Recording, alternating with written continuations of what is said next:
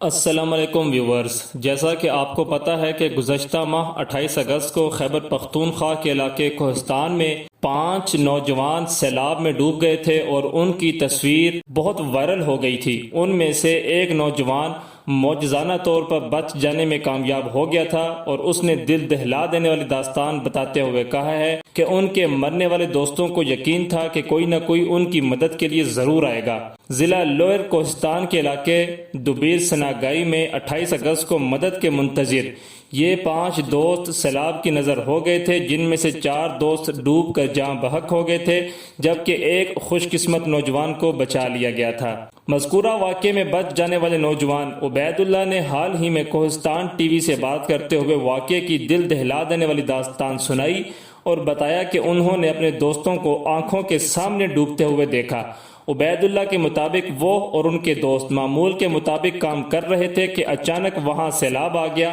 اور وہ محفوظ مقام کی جانب منتقل ہو ہی رہے تھے کہ سیلاب کی شدت تیز ہونے کے باعث درمیان میں پتھر پر ہی کھڑے رہ گئے۔ انہوں نے بتایا کہ وہ اور ان کے دوستوں کی کام کرنے والی گاڑیاں بھی سیلاب میں ڈوب چکی تھیں اور وہ 2 یا 3 نہیں بلکہ پورے 5 گھنٹے تک پتھر پر کھڑے مدد کا انتظار کرتے رہے۔ ان کے مطابق وہ صبح 8 بجے سے دوپہر 1 بجے تک پتھر پر مدد کا انتظار کرتے رہے اور علاقہ مکین بھی ان کے کچھ فاصلے پر موجود تھے، مگر سب لوگ سیلاب کے تیز بہاؤ کی وجہ سے مجبور تھے۔ عبید اللہ کا کہنا تھا کہ ان کے رشتہ داروں اور علاقہ مکینوں نے ضلعی سمیت صوبائی انتظامیہ اور منتخب نمائندوں کو بھی صورتحال سے آگاہ کیا